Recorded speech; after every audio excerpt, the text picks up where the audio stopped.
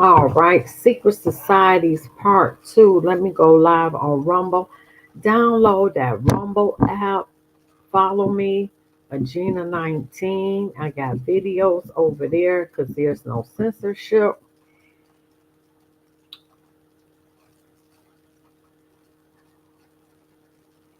All right, hold on. Oh, shoot. Secret Societies Part 2.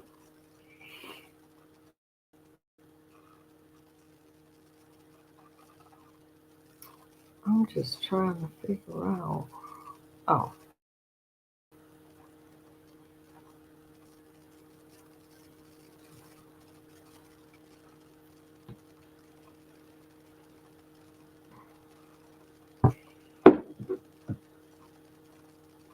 oh, I gotta flip it.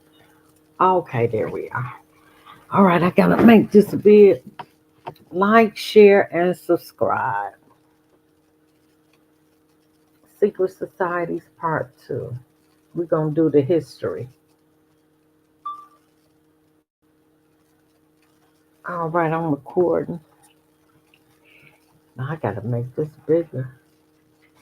Oh, here we go.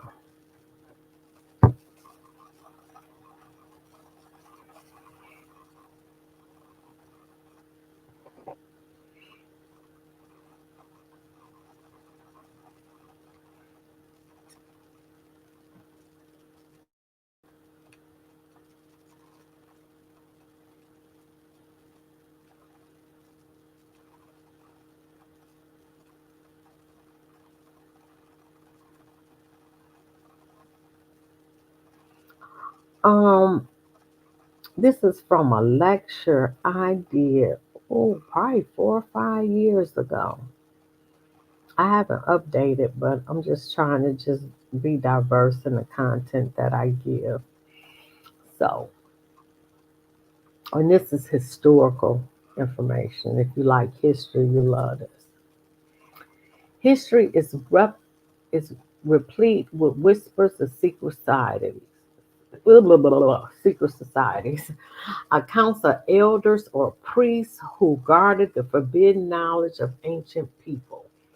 Prominent men meeting in secret who directed the course of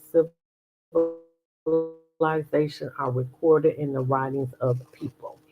Like you had the scribes and the Pharisees, you got the Freemasons, secret, skull and bones. Most organizations, you know, have secrets. Not everybody is privy to the information. All right, now the oldest is the Brotherhood of the Snake, also called the Brotherhood of the Dragon, and it still exists under many different names. It is clear that religion has always played a significant role in the course of this organization.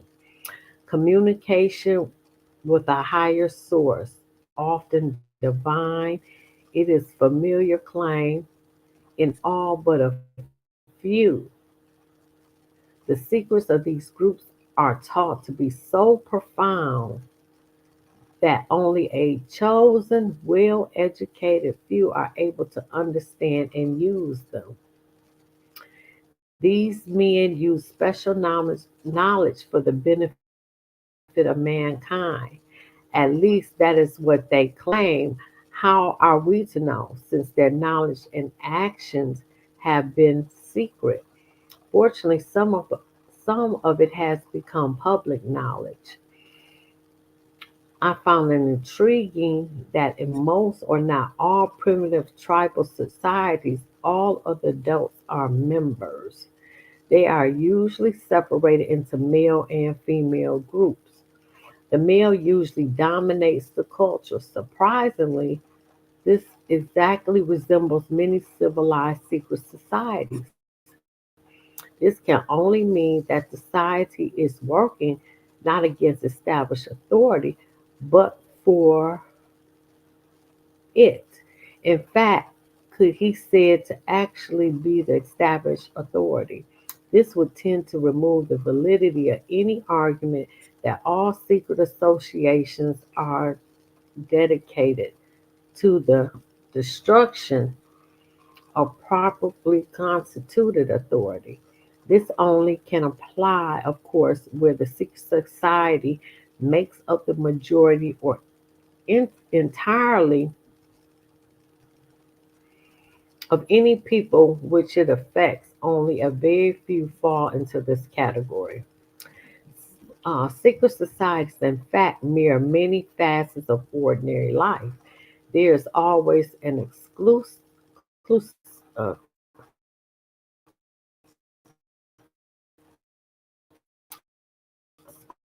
membership, with the result importance attached to being or becoming a member.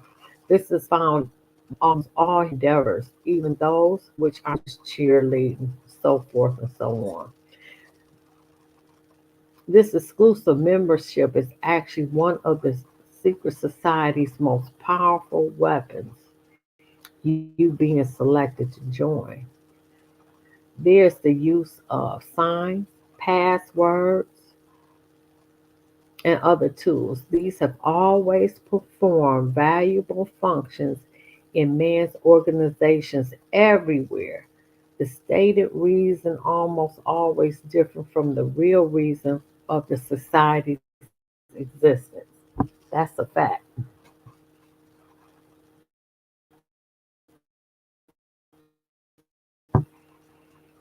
Brotherhood of the Snake. And you see here, you got the medical symbol snake, because snake stands for wisdom. That's what it was always symbolized as.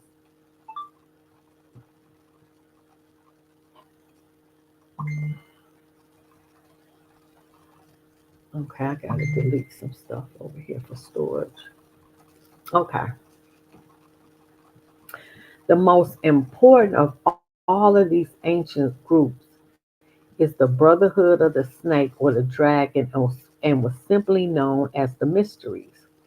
The father of wisdom is Lucifer, as we just got through reading out of our book, New World Order by Ralph Epperson, also called the light bearer. The focus of worship for the mysteries was Osiris. Same thing we just read. The name of the bright star that ancients believe had been cast down onto the earth. The literal meaning of Lucifer is bearer of light, same thing as the Illuminati, the light bearers, or the morning star, which is in scripture, Lucifer, son of the morning.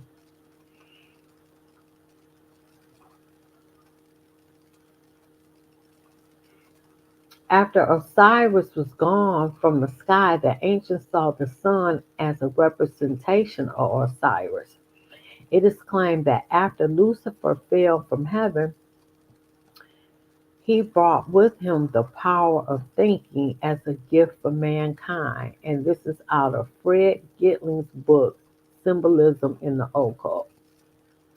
Most of the greatest minds that ever lived were initiated into the Society of the Mysteries by secret and dangerous rites. And they say that even Jesus was initiated into the ancient mystery systems in from Egypt. But we know that from the Greek, Aristotle, Plato, all of those, Socrates, and they were learned and trained in Egypt, and they were initiated into the secret society. Most of the greatest minds that ever lived were initiated into the society of mysteries by secret and dangerous rites, some of which were very cruel. Some of the most famous was Jesus, I just said, Osiris, Isis, Sabathus, Sybil, and Eleusis. Plato was one of these initiated, and he described some of the mysteries in his writings. Plato's initiation encompassed 3 days of entombment in the Great Pyramid, during which time he died symbolically and was reborn, and was given secrets that he was to preserve.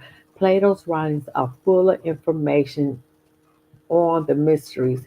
Manly P. Hall stated in his book, we talk a lot about Manly P. Hall, secret teachings of all ages, the the illumined of iniquity entered in as the pyramid of Giza. Portals as men, they came forth as gods. The ancient Egyptian word for pyramid was kuti, which meant glorious light.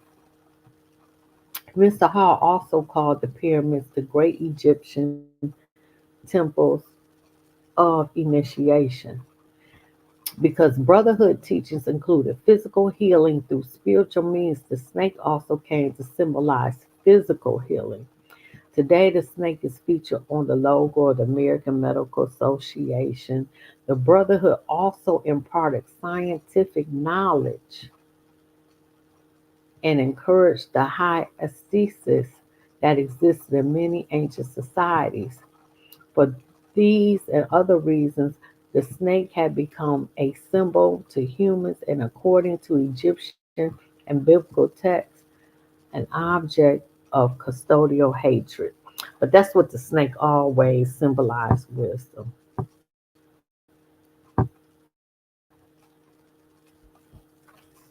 The next one we get into, and I'm gonna break this down. I'm not gonna, do the whole thing because this presentation is like 30 pages.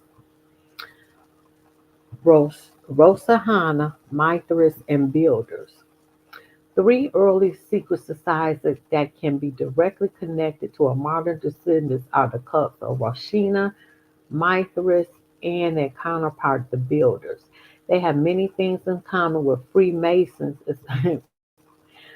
Wow. And many other branches of the Illuminati. For instance, common to the Brotherhood are the symbolic rebirth and a new life without going through the portal of death during initiation, reference to the lion and the grip of the lion's paw in the Master Mason's degree. The 3 degrees, which is the same as ancient Masonic rite. I know my phone.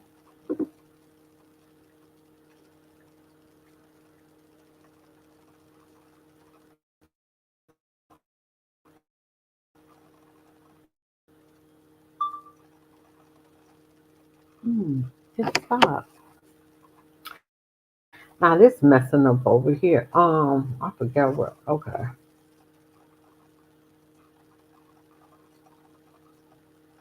The 3 degrees, which is the same as the ancient Masonic rite, became many other degrees were added. The latter of 7 rings, the men that were men's only, or the all-seeing eye that's on the back of your dollar bill. Um, or as many other symbols with the pyramid with the all-seeing eye, which New World Order, they can see everything. Of special interest in the power society in Afghanistan in ancient times called the Vashana, which meant illuminated ones. There were actually references to this mystical cult going back through history to the House of Wisdom in Cairo. That's in Egypt. The major tenets of this cult were, listen, same tenets of the Illuminati: abolition of private property, Agenda 2030, you will own nothing and be happy. The elimination of religion, New World Order, you will honor and only obey the system. The elimination of nation states, Hunger Games, you lived in districts, coming to you. The belief that illumination emanated from the supreme being who desired a class of perfect men and women to carry out the organizations and direction of the world. Belief in a plan to reshape the social system of the world by first taking control of what? Individual countries, one by one. The only thing left that's stopping the New World Order is patriots and Iran. Once those two things are gone, that's it. That's the only thing left that's standing in this way. They got every other country, they got everything after that.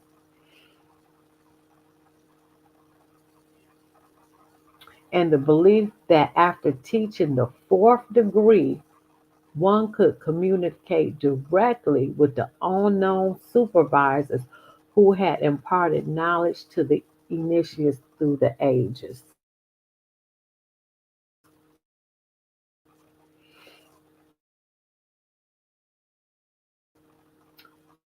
The important fact to remember is that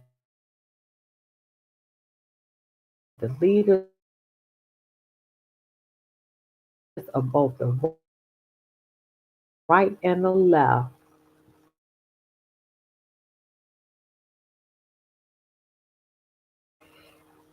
okay, we back with this. Okay, what I say? Still are illuminist members of the Brotherhood. They may have been or may be members of the Christian or Jewish religions, but it's only to further their own ends. They give allegiance to no particular nation. We see that happening now in the United States. There's no allegiance to this country because selling it out. It is over. Babylon the Great is fallen.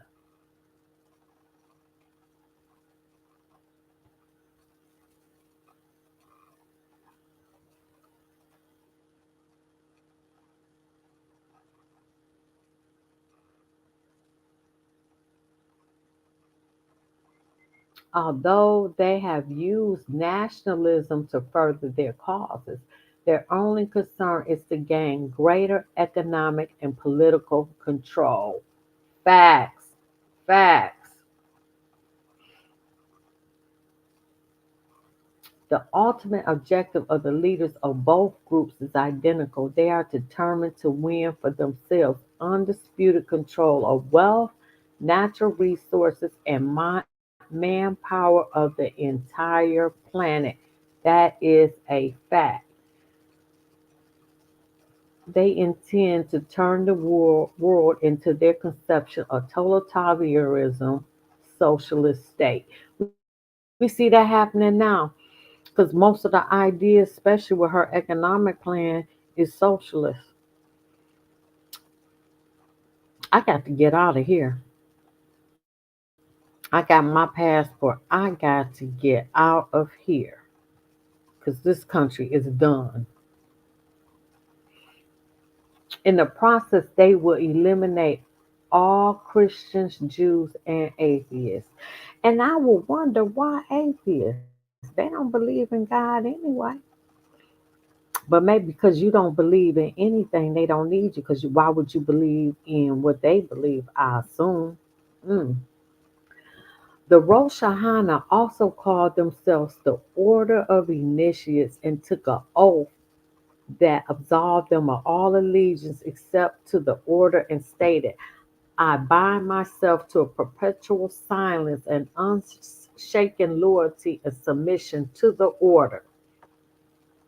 All humanity which cannot identify itself by our secret sign is our lawful prey.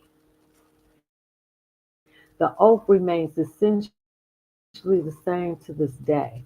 The secret sign was to pass a hand over the forehead, palm inward. The countersign is to hold the ear on with the fingers and support the elbow in the cup overhand. You know, you see people do. Wow. The order is the order of the quest. The cult preached that there was a spirit. I'm sure it is a spirit state completely different from life as we know it. The spirit would continue to be the powerful on earth through a member of the order, but only if the spirit had been itself a member of the order before its death. Thus, members of the order gain power from the spirits of its dead members. That sound demonic, don't it? The Roshanas took in travelers as initiates and then sent them on their way to found new chapters of the order. It is believed by some that the assassins were a branch of Roshana's branches of the Roshana, or the illuminated ones, or the Illuminati existed and still exists everywhere. Now, going into the Matherists. The Matheric mysteries were a mystery religion practiced in the Roman Empire from about the 1st to 4th century AD. The name of the Persian god Mathers, that's that and it got all the sun and it got all the rays coming out of it. That's the Mathers. It was adapted into Greek culture. Worshipper of Mathers had a complex system of seven grades of initiation with ritual meals. Initiates called themselves Sidestin, those united by the handshake. Wow. They met in underground temples called Mythgracia, which survived in large numbers. The cult appears to have had its center in Rome. Numerous archaeological finds, including meeting places, monuments, and artifacts, have contributed to modern knowledge about the Mithraism throughout the Roman Empire. The iconic scenes of the Mathers show him being born from a rock, slaughtering a bull, and sharing a banquet with the sun god. About 420 sites have been yielded materials related to the cult. Along the items found were 1,000 inscriptions, 700 bull killing scenes, and about 400 other monuments. It has been estimated that they would have been at least 680, 690 Mithras in Rome. No written narratives or theology from the religion survive. I bet you it's somewhere. I bet you it's down in the Vatican basement. So they saying none of their scripture anything survive with limited information to be derived from, and only brief or passing references in Greek and Latin literature. Interpretation of the physical evidence remains problematic and contested. The Romans themselves regarded the mysteries as having Persian and Zoroastrian sources. Since the early 1970s, however, the dominant scholarship has worked dissimilarities between Persian Mithra worship and the Roman mythic mysteries. In context, Mithraism has sometimes been viewed as a rival of early Christians, with its similarities such as the liberator savior hierarchy, abdepts, archbishops, bishops, priests, communion meal, and a hand struggle of good and evil, and the bull killing crucifix.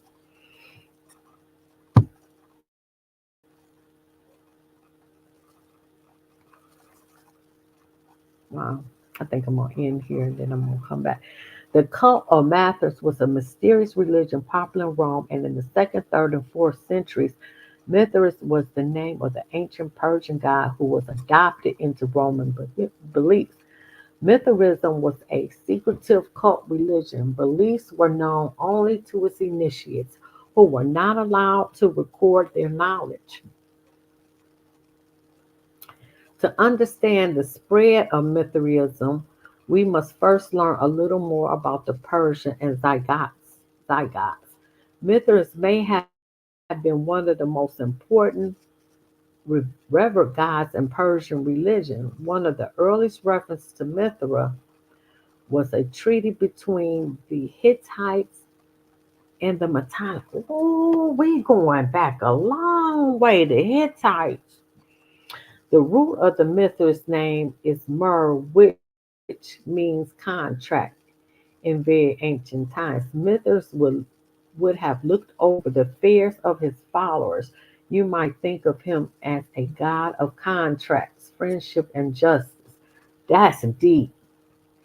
In the 6th century, a Persian prophet named Zykhos created a new religious movement, Zoroastrianism, and I am saying that all wrong, maintained monotheism and dualism, the concept of two competing forces such as light and dark or good and evil. Zychos's one god was named Ahura Mazda. He designed Mithras as a god that ruled over the earth, but not over the Ahura Mazda. Because of its secretive nature, we don't know much about the cult until it came to Rome. The cult, which was the only open to men, became specifically popular within the Roman military. The cult began dying out during the reign of the Roman Emperor Constantine. And if you know Constantine, he had that conference in 320 AD, and that's when Sabbath worship went to Sunday and Christianity became an official religion, but it was incorporated with the paganism as well. Much of the evidence of Mithraism can be found across the Roman Empire, including Rome, and across Britain. The most well known image of Mithras, a god, is slaying a bull. This can be found in Mithric temples. Mithras is depicted in Persian clothing. In Rome, Mithras was considered a sun god, but also was a bull slayer. Remember, I said it was the god with all the things, sun rays coming out. Members of the cult believed it was important to be loyal and were expected to build friendships with all of the cult members. Although Zoroastrianism believed they should spread their knowledge, helping Mithraism spread, cult members in Rome believed very strongly that their beliefs and rituals should not be shared with others.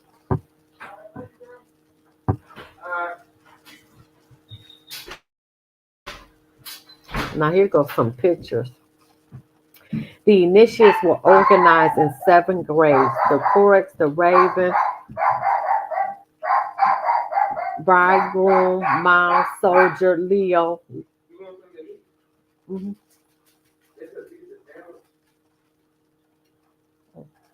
that's all right. Leo, Lion, Persian. Oh my God. I am, oh my God.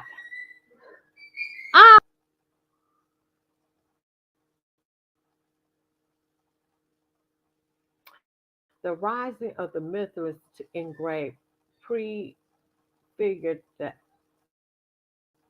ascent of the soul after death. The series of these 7 initiations seem to have been enacted by passing through 7 gates, climbing a ladder of 7 steps. Each grade was attributed to one of the 7 planetary gods. The zealous Mithridates finally reached the religion of the fixed stars. See, that number 7 stands for completion. So after you completed each step, then you moved up. Little was known about the initiation ceremonies, but this is how the god of Mithras looked back in the day. Oh shoot, I ain't even go there. But this is how the god looked, slaying the bull. And these are the planets that they use to describe their initiation, the steps. So you have the planets planets were associated with the grade of the membership, and these were the symbols. And I'm gonna go through that. They're gonna stop here because then I'm gonna do the builders. The builders is the basis of how Freemasonry is really formed. And the builders, that wow, that was so deep when I did it. I was blown away when I found this research. Like, share, subscribe, leave a comment. All right. Follow me on Rumble, downloader Gina19. Oh, let me do this.